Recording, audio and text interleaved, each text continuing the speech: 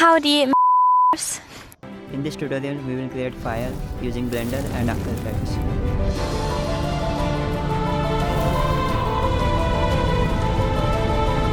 Quick summary of what we are going to do.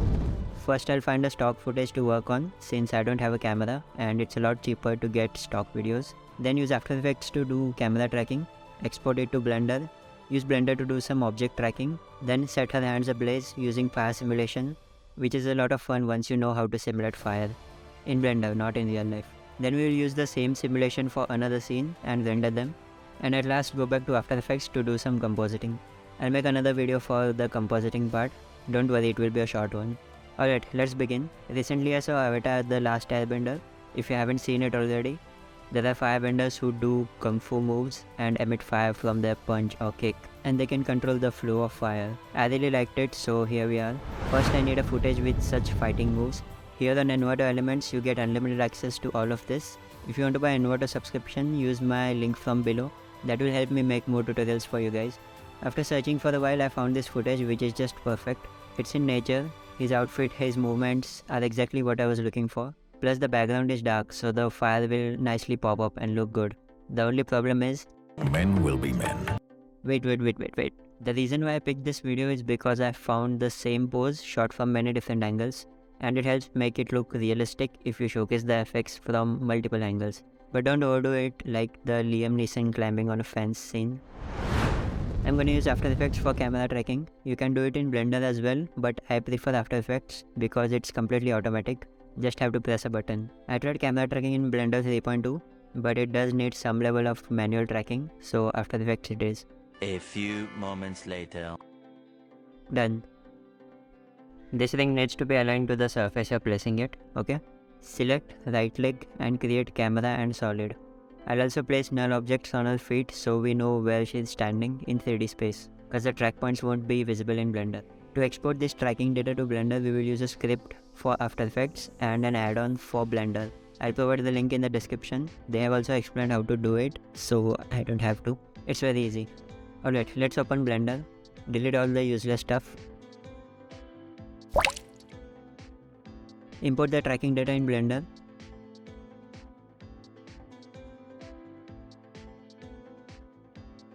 Press numpad 0 to switch to camera view. First thing to do is add our video. Select the camera and here you can add the video as background.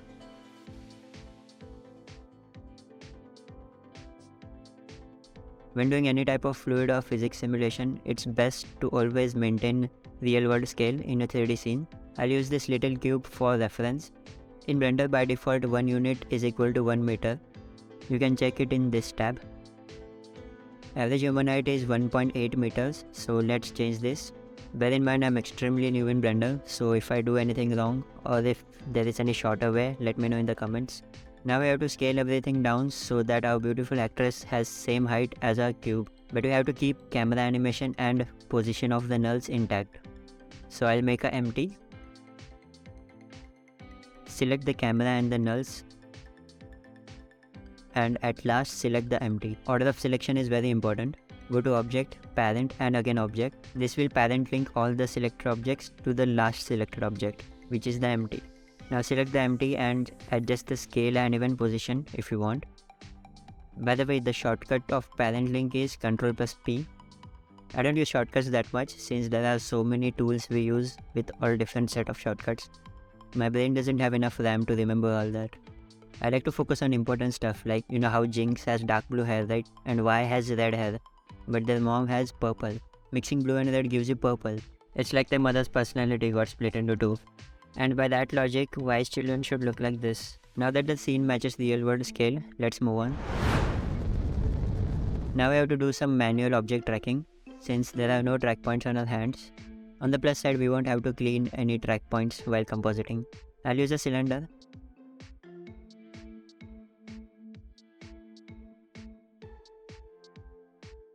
Also use two viewports. One will have camera at all times. Press Ctrl+dot to edit the pivot or origin as they call it in Blender. Again Ctrl+dot to apply. We had placed null objects on our feet, so now we can use them to assume the position of our hands.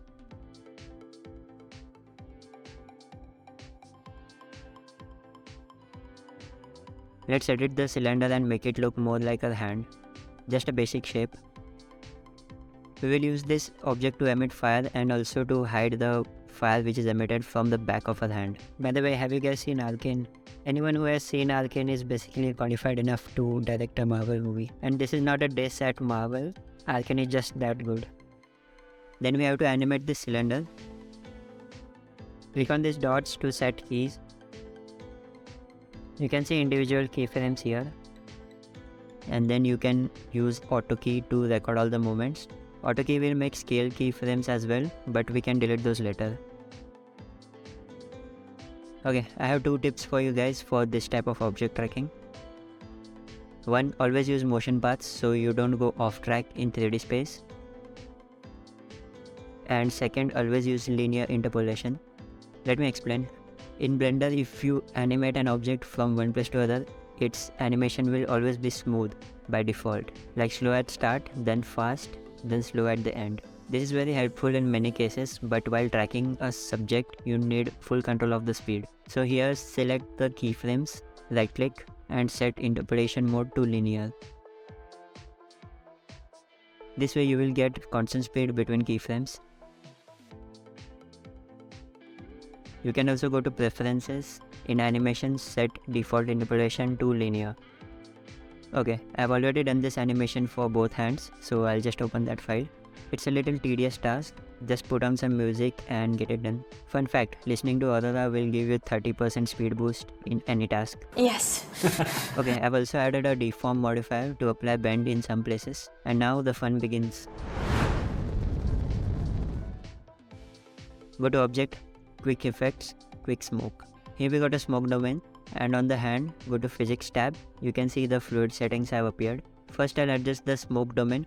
Keep it only where you want the fire to be. Fire only simulates inside the domain, and larger domain will require more time to simulate. Okay, I'm gonna go step by step explaining everything that is useful. So let's start with the emitter settings. In flow type, I'll select fire, and if I play this, you won't see any difference. That's because to apply any changes, you will first have to update the resolution of the smoke domain. This is very important, otherwise your changes won't apply. Next, in flow behavior, we have inflow, outflow and geometry. Inflow will emit continuously, outflow will delete whatever touches it, and geometry will emit once. Geometry is useful if you want to create a certain amount of liquid to fill up a glass or something. I'll use inflow. Next we have this use flow checkbox. This is just a switch we can use to turn emission on and off. Then we have sampling substeps. This is useful if your emitter is moving at high speed. Increasing substeps will keep your fire connected to your emitter. Then we have absolute density. I don't know what it does. I'm not God, okay? I don't know everything. Next we have fuel. This is basically the amount of fire you want to emit. Let's animate this. I'll keep it 0 at first. Set a keyframe. Go ahead. And here I'll keep it 1. This way the flame starts emitting slowly. Again we'll have to update the smoke domain resolution.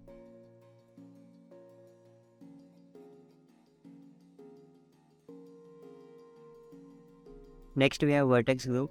We can use this to control exactly from where the fire is being emitted. I wanted to emit mainly from my palm and then less and less from my hand and nothing near the elbow. So let's set up our vertex group. Let me get rid of the current simulation. Okay, I'll go to weight paint mode. Select the gradient tool and I'll drag it across the hand. Here the vertices in the red area will have weight of 1 and the dark blue area will have weight 0. Weight 1 vertices will emit the exact fuel value we have set up. The rest will emit less depending on the weight. So we'll have a nice fade. Now if I check here, the gradient tool has automatically created a vertex group for us. Let's rename this. And I'll go back to object mode. Back to fluid settings. And I'll select the vertex group we just made. Okay, now let's test it. It's working. You can't see the fade properly because right now we are working on less resolution. That's okay. Then we have flow source. Use particle systems if you are using particles as emitter. I don't know what is planar. Then we have surface emission. This will determine how close the fire is to the surface of the emitter. Basically this distance. So I'll reduce this value and let's test. Now the fire is much closer. Next we have volume emission. Keep this value 1 if you want to emit fire from inside the object. Then we have initial velocity. In this, the fire is pushed in the same direction the emitter is moving. It actually gives a very nice effect, so I'll keep this on. Then we have texture. This can also be used to control the emission. To add a texture, you will have to go in this tab and create one over here. Now let's go to the smoke domain settings. First we have resolution. Increasing resolution will give you smaller particles, not realistic but smaller. It will help our fire look more realistic, but don't increase it too much. Next we have time scale. This will determine the animation speed of our fire.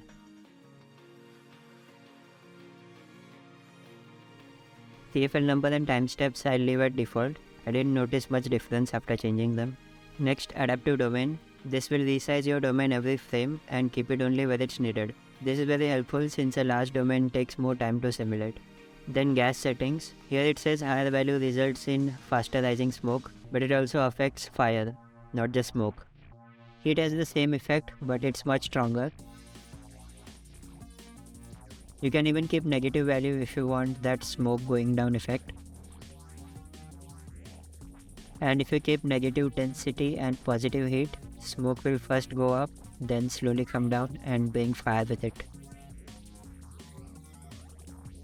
Vorticity makes fire look more chaotic, like jinx. There are two types of vorticities, one in gas and one in fire. The key difference between them is that gas one affects both fire and smoke, and fire vorticity only affects fire. You can use dissolve to make smoke disappear faster or slower than normal. Next is noise. This is very important. Noise settings will make your simulation look realistic, so let's skip it completely. Okay, fire settings. Wait, we'll check out noise settings later because it will increase simulation time. So let's get all the basic stuff out of the way, then we can focus on making it look realistic. Alright, reaction speed. This will determine how long the fire will linger in air before disappearing. I'll keep this at 0.4 for now. Here you can see some smoke, even though the emitter has fire selected and not fire plus smoke. Still smoke appears because the domain settings also has a smoke option. We can keep this 0, but the problem is if flame smoke is 0, then the fire doesn't react to any of the force fields. I want to use force field later, so this value can be 0.1. This way smoke is emitted but barely visible and force fields work fine. Next, temperature max and minimum. This affects the fire's color. If you want a nice contrast of colors, then I recommend keeping temperature max value at the highest possible number, which is 10, and minimum at lowest. Then in cache I'll select all, so we get a nice bake button and won't have to rely on the play button. Alright, now let's build the flow of fire. I want it to go like this from both hands and meet in the middle. To guide fire in that direction, I'll use a curve. Now hit tab to go to edit mode and delete this. I didn't delete the main path curve, just the vertices inside it. This way we still have all these options. Select draw and roughly draw the path you want. Now adjust its placement.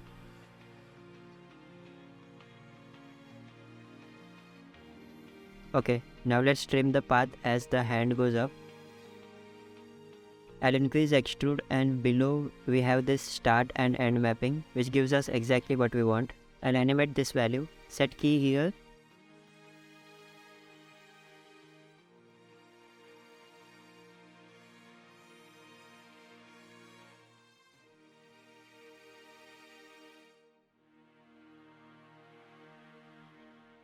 Now at the end, let's animate the path so it follows the hand. To animate a path, you need to activate an add-on called Anim All. It's already there in Blender, just have to activate it.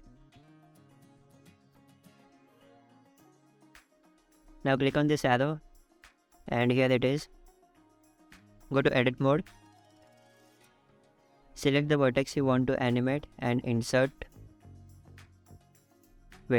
Check points then okay, now it's working. I'll move this and again insert keyframe. So that's how you can animate a path. Okay, I've done the same thing with other hand. To make the file follow this path, we will use a force field. While the path is selected, go to Physics tab and activate force field. In tab, I'll keep force. There is a curve guide option, but I didn't completely understand how it works. Let me know in the comments if it's not too much trouble. In shape, select curve. In strength, I'll keep it -1. Think of it as a fan throwing air away, but if you reverse it, it will suck the air in. Just like that, we want the fire to be sucked in by the path. Flow value to 1 so it flows across the path. Same settings on the other side. And let's see how it looks.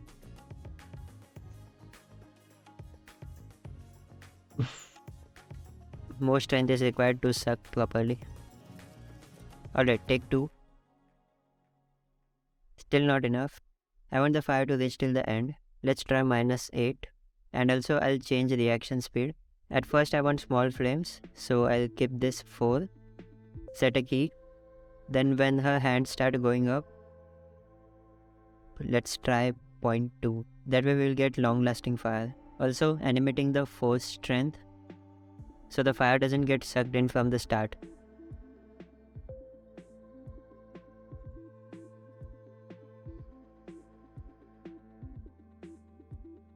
Okay, take 3.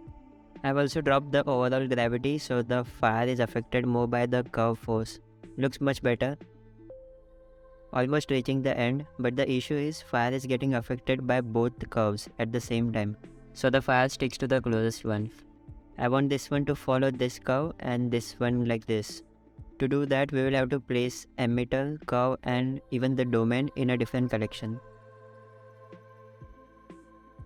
I'll call it hand 1. Do the same for other hand and also put a copy of the domain in it. Now we have to tell the domain to use emitter and force field which is there inside our collection. Under collections, in flow, select the collection you want. Do the same in the effector and again down in the effector collection. Flow is for selecting emitter and effector is for force field. Now let's try. Alright, now we have proper flow and it's almost reaching the curve's end. For the other hand, we will have to do another simulation. Make sure you allocate a different folder for cache for each domain, or else your simulation will get overwritten by the other domain. Okay, I'll just work on the hand 1. Later we can replicate all settings to the other hand. As you can see, I clicked on uncheck button and not the eye or camera buttons. That's because these two don't really hide your objects. They do, but not really. For example, if you have a heavy object in your scene which is slowing down the viewport preview, hiding that object using these two won't increase the viewport speed. But with this one, it will. Alright, now let's work on the quality of the fire. I'm gonna adjust the domain a bit since there is only one hand. Okay, let's double the resolution. Don't go above 300 though, unless you have a really good computer. Looks nice and smooth already, but let's go further and try it with noise. Okay, so it has added detail but not looking good at all. Let's increase the noise scale. Now it looks much better. I'm gonna drop vorticity a bit and let's test again. Nice. Increase the uprest factor to make everything sharper. Also increasing domain resolution, although it will increase simulation time. Noise. Now the viewport is lagging a lot, so let's make a viewport preview to see what our simulation actually looks like. In output preview, I'm gonna select FFmpeg which saves in .avi, I believe. Switch to camera view and I'll drop the background's opacity.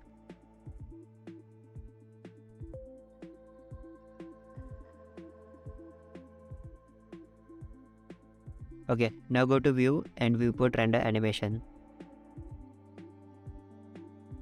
I'm only simulating 100 frames for now. Looks pretty good. Now let's work on shading. If you use the quick smoke option like I did, Blender will create a basic principled volume for you.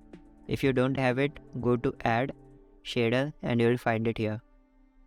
First things first, Set renderer to cycles. Fire simulation doesn't look good in EV. Switch to viewport shading. To make fire visible, boost black body intensity. And it's too bright. But we'll keep it and actually drop the temperature.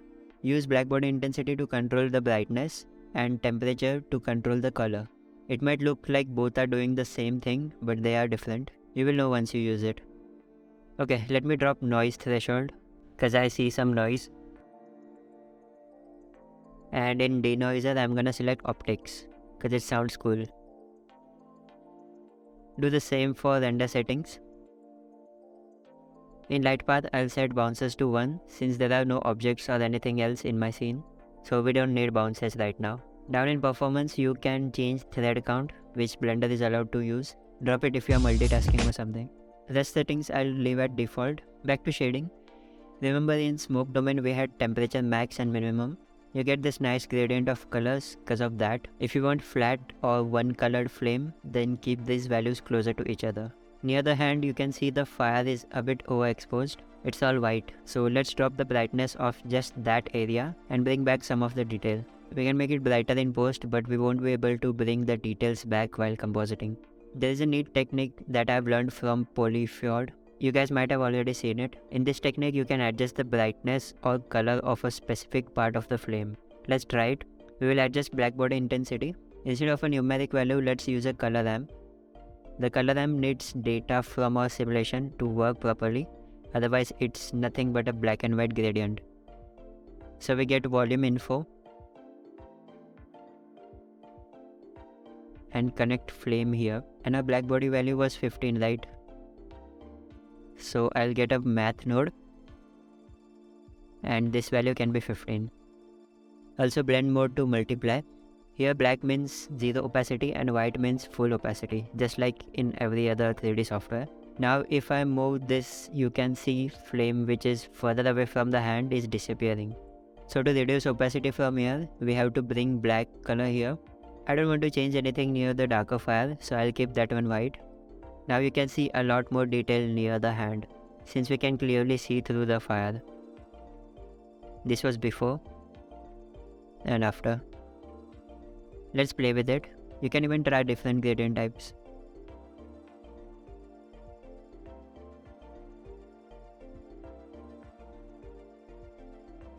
Alright, shading is done. I'm gonna change how this hand model looks, cause I don't want its hard edges to be visible when we composite the fire on top of our stock footage. I've done it using a volume empty. I'm not going to explain it cause it's optional, so let's focus on fire simulation. You can check it in the Blender file I provided in the description. Okay, I've baked fire on both hands, almost same settings as before. Just increased time steps to 10, not sure what it actually did. Gas vorticity to 0, and I've animated the noise scale as well. Kept it to 4 where the flames are small, and 10 when the flames get bigger. Fire vorticity is 0.3 and reaction speed we had kept 0.2, but I've reduced it more as we go further. Now it's 0.1. Because of this we get this nice chunk of fire falling out of the flow. Kind of makes it look realistic. And now the fire is completely reaching the end of our curves. Fire simulation for scene 1 is complete. Now let's render this. Go to output properties. In file format I'll select JPEG. I've tried PNG, OpenEXR and TIFF, but none of them are giving accurate colors and transparency. I'm using Blender 3.2. It doesn't render volumes correctly, I guess. Only the ones which have transparent backgrounds. It might be fixed in the later versions. Also don't forget to specify where you want to save the render. Render settings I have kept same as before, except increased volume step rate to 4 and max steps to 6K. Honestly, I didn't notice much difference. That's it. Now just switch to camera view, go to render and render animation. Let's see what we got.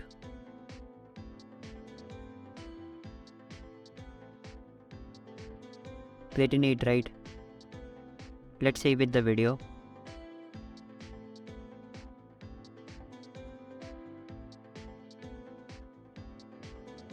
By the way, we have done simulation for the next scene as well.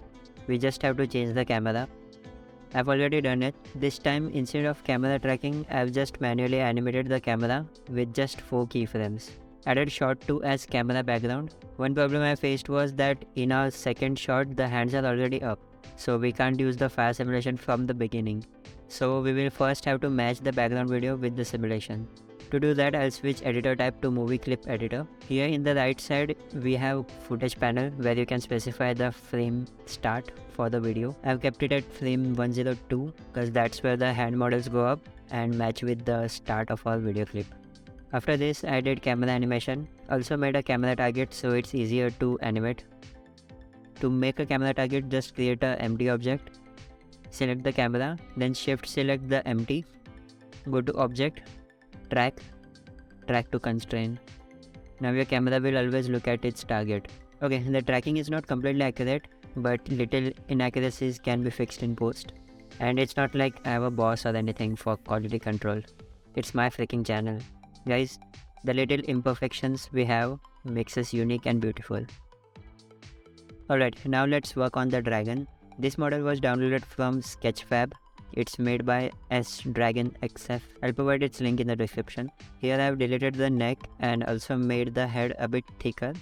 Let's apply basic animation to it. I want the dragon to have smaller horns in the beginning and they will grow as if it's forming. For that I'll use shape keys. It's just like Morpher from 3ds Max.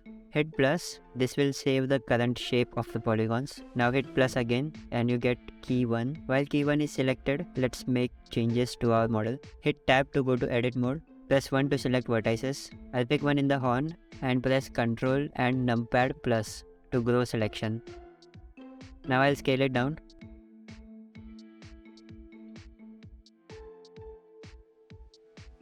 Okay, now get out of edit mode. Our edits are saved in key 1. You can animate this and get a nice morphing effect. I'm gonna do this to the entire model and come back. So this is what I've done. I'll make another key and close its jaw. Proportional edit is on in this one, that's why vertices closer to our selection are also moving. Okay, now let's animate this. I've kept a very basic animation. I think it's enough for this tutorial. I need a fire texture for the model cause unlike hand, we can't keep this one invisible. So let's go to After Effects. Create a new comp. I'll call this fire text. Let's keep square size and duration can be 3 seconds. It will be a looped video texture. Right click, new solid. And in animation presets, go inside background and select magma. Drop it in on the solid. This is what we get. I'm gonna disable rotation and scale keyframes. Increase the scale a bit. In shadows, I'm gonna keep color completely black because we will make black areas transparent in Blender. Now I'll change fractal type to dynamic twist because it looks more like fire.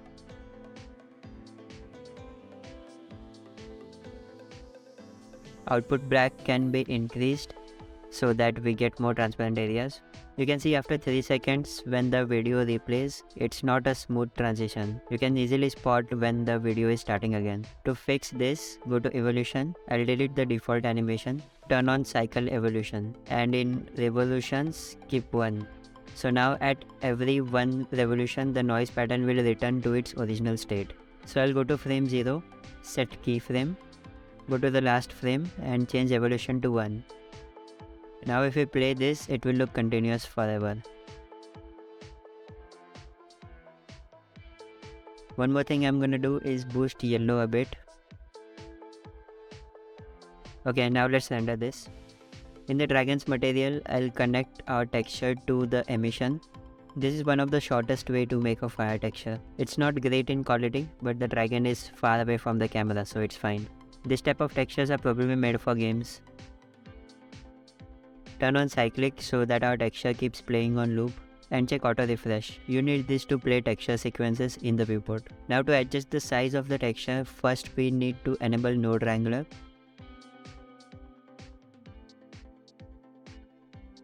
Now simply select the node and press Ctrl T. In type I'll select texture and reduce the scale. Now let's make the black parts transparent. Go to material properties. Set blend mode to alpha blend. Now I'll make a copy of the texture. Press Shift plus D. By default, Blender makes an instance copy, meaning if I make any changes here, it will automatically apply on its instance. I want this one as sRGB and this linear. So to disconnect instance, click on this number. We need same size on both textures, so I'll connect this and this texture to the alpha channel. Oh yes, and linear color space. I think linear works better for channels like alpha, normal, specular, etc. And sRGB works well wherever color is needed, like base color or diffuse channel. Okay, so this is what we get. Now it's time to increase max bounces. Let's boost transparent to 10 to get rid of the weird patches. Right now the texture is evenly spread across the model, but I want it to be more towards the edges so that the shape of the dragon head is clearly visible, even from a distance. To do that, we will again use vertex groups. Go to weight paint mode and paint where you want the fire texture to be visible. Actually, we can also manually select vertices and assign them to the group. Again, group got automatically created because we used weight paint. Set weight to 1 and assign. Now if I go to weight paint mode, vertices with weight 1 will appear bright red. Alright, now I'll paint the rest. Okay, over here you can see all the vertices in this group. The vertices which have less weight, even they are selected. What I'll do is make a new group, and while weight is set to 1, I'll assign all selected vertices to this group. Now go to weight paint. So we just use the little trick to spread our painting wider and make it more solid. See before and after. Now I'll blend this. Select blur tool, square brackets to increase brush size, and let's blur everything.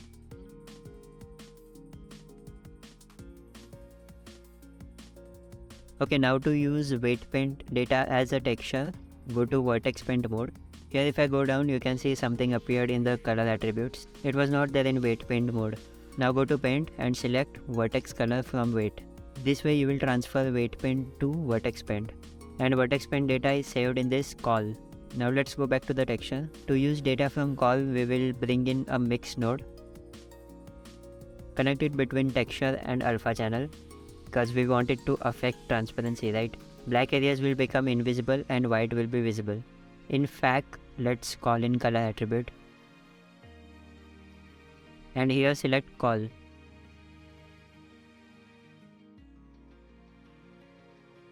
Then select blend mode to screen. Screen mode makes dark colors invisible. Works same as it does in After Effects. So color 2 can be black and also drop alpha channel. Wait, I did something wrong. Texture to color 2 and color 1 can be black. Yes, now it's perfect. There is a weird patch over here, so let's boost max bounces again. Now I can increase emission strength. Much better. Now let's match color with the fire animation. Here I'll add another mix node. And color 2 can be picked from here or change it manually.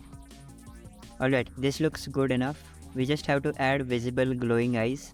Then the dragon head will be clearly visible. This is the entire node setup for our texture if you want to screenshot it. Moving on, now I want to make this texture slowly appear. So I'll add a color ramp. Connect in between, and if I move this, texture starts disappearing from the darker areas. Now let's animate this. You can see the position of the selected color handle over here. So you can right click on it and insert keyframe. Let me find the key. Here. Now go ahead and make it visible and again insert keyframe. Okay, I've added eyes. Just basic shapes. I'll create a new material for this. So first select all its vertices. Then go to slot 1 and I'll create new material slot, then assign selection to it. Now whatever materials we create in this slot will only be applied to the eyes. In this all I want is emission. Let's animate alpha so it can be off in the beginning.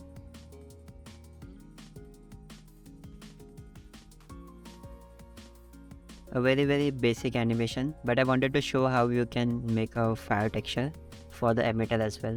Alright, I have completed fire simulation on the dragon. It mostly has same settings as the hands, but let me give a quick summary. The head is obviously the emitter. I have kept substeps to 4 since it's not moving anywhere, it doesn't need much.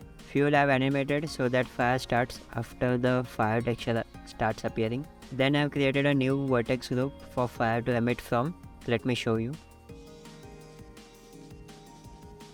If you emit from everywhere, it doesn't look good.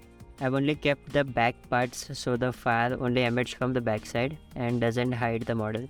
And some area of eyes and nose, but those are kept very dull. And I've also added a curve with force field. Even though we don't have to bend or give a specific flow for this fire, I was being lazy and just wanted the fire to look similar to the hand simulation without changing any settings. Curve has same strength and everything and didn't even need animation. It does give a little bend to the fire and I like it. Gravity is kept very low. I didn't want the fire to go up. It should look like it's a part of the dragon. For this scene I'll do 3 different renders. One with just the hands and their fire. Second just the dragon with fire texture. And third just the fire emitted from the dragon. That's it. I think I've covered most of the fire simulation and its settings. We will do compositing in the next chapter. Hope you all learned something new today. Let me know in the comment section if you have any doubts. Thank you for watching. See you guys in the next one.